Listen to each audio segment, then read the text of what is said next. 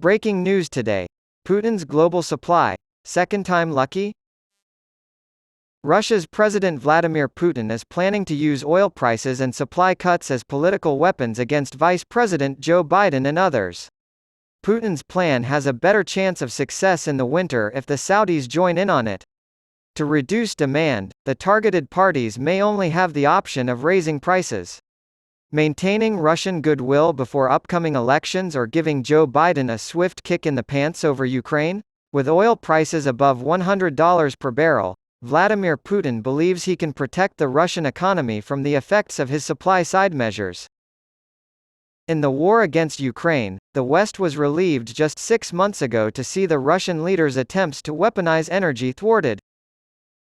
Putin may have had some successes in the beginning when he partially cut off Russian gas supply to the bloc during the 2022-23 winter under the excuse of maintenance, leading to record high prices for heating fuels, but in the end, Mother Nature was the one who won.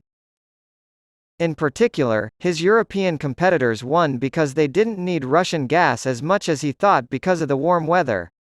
The leader of the Kremlin stood, red-faced, waiting for another opportunity as his forces suffered multiple defeats at the hands of the Allied nations supporting Kiev during that mild winter. That appears to be happening right now. What's going on? With crude prices at or above $90 per barrel, Russia has announced a ban on the export of diesel and gasoline, effective immediately. In addition to Saudi Arabia's daily cut of 1.0 million barrels, Moscow has been conspiring with the kingdom to contribute 300,000 barrels a day of its own oil to the global market since last month. Several factors depend on the Saudi and Russian reduction of 1.3 million barrels per day. At its core is an initiative to have the international community shoulder as much of the cost as possible of the multi-trillion-dollar overhaul of the Saudi economy to wean it off of oil. And, ironically, despite the denials of its energy minister, the Saudi way of achieving that is to keep oil prices in the triple digits over the next few years. The desire of Saudi Crown Prince Mohammed bin Salman to join Putin and Chinese President Xi Jinping in attacking Vice President Joe Biden is also noteworthy. The old adage goes something like, "The enemy of my enemy is my friend." Crown Prince Mohammed bin Salman, or MBS as he is commonly known, has his own reasons for disliking Vice President Joe Biden, including the U.S. president's attempt to make a pariah out of Saudi Arabia and MBS personally over the CIA's assessment that MBS personally ordered the murder of journalist Jamal Khashoggi. The three leaders have joined forces for more than just their shared hatred of Joe Biden. They also want to see the demise of the dollar as the world's reserve currency, an initiative known as de-dollarization. MBS hopes that the Saudi rial will one day take its place, while Xi is convinced that the Chinese yuan has already arrived. Recent Saudi participation in the BRICS trade pact, founded by Russia, China, Brazil, and South Africa, can be partially attributed to the country's efforts to reduce its reliance on the US dollar. A major goal of the BRICS nations' fight against the dollar is to end the petrodollar hegemony, which means selling oil in a currency other than the dollar. The SRC Buddy Club of Saudi Arabia, Russia, and China isn't without a tumultuous past or even present-day complications. Russia supported Iran and the Houthi rebels in Yemen's conflict against Saudi Arabia and the UAE until relatively recently. After the COVID-19 pandemic broke out, the Saudis and the Russians engaged in an oil price war. China may have mediated peace talks between the Saudis and the Iranians this year, but Riyadh's push for ever higher oil prices hardly seems like a fitting way to show gratitude to Beijing, especially given China's position as the world's largest consumer of the commodity. Saudi Arabia and China have not criticized Russia's invasion of Ukraine from day one because MBS, Putin, and Xi have decided to forgive any past or present transgressions against each other. Since then, their efforts to defeat their shared foes have been more concerted than ever. That would be Biden first, the United States second, and the West third, regardless of formal and diplomatic ties. Putin might find that to be ideal. Putin's position.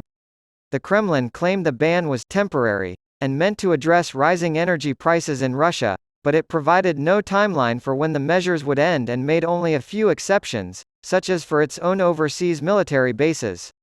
However, the timing will cause concern in Western capitals that Putin is trying to use Russia's influence in the energy market for political gain. Rising gas prices have been a target of criticism from Republican candidates in next year's presidential election, with frontrunner Donald Trump blaming the Biden administration for ignoring the domestic oil industry. Putin may try to manipulate oil supplies to raise gasoline prices next year because he likely knows how important pump prices are in close U.S. elections. Trump has hinted that he would pressure Ukraine to negotiate a ceasefire if he were elected. Economically, European leaders are already facing challenges from populist rivals, and a revival of the natural gas rally could make matters worse. Putin, who must face an election in Russia in March, shares with Vice President Biden and other Western leaders the difficulty of staying in power. Gasoline and diesel have been in short supply in Russia in recent months. The wholesale cost of fuel has increased, but retail price controls have been put in place to keep increases in line with the government's target for inflation. Particularly hard hit have been regions of Russia's southern breadbasket, where a steady supply of fuel is essential for harvesting. Putin's sway over Russia is vastly more extensive than that of his rivals. Oil revenues are more important to Moscow's budget, so weaponizing oil is still seen by many analysts as more difficult than natural gas. Putin has already proven that theory wrong, as the energy sector previously believed that weaponizing gas was impossible. Cutting production to hurt enemies without hurting top consumers and allies like China and India is another tricky issue. So far, neither Russia nor the Saudis have shown any restraint in their cuts, which appear to be motivated as much by ego as by economics. Putin's hold on power depends on ending the conflict in Ukraine, as well. Accordingly, it shouldn't be surprising that the most evil thinkers in the Kremlin are constantly plotting to sow discord and discordant alliances among Western nations. Trump avoided any potential conflicts with Putin during his presidency, and Putin returned the favor. Despite the former president's dislike of high oil prices, it is also no secret that Crown Prince MBS has cozy ties with Trump. In order to move forward with their shared goal, the Saudis and the Russians have decided to overlook minor disagreements. That leads to some intriguing speculation about how far the two would go to try to sway the 2024 U.S. election.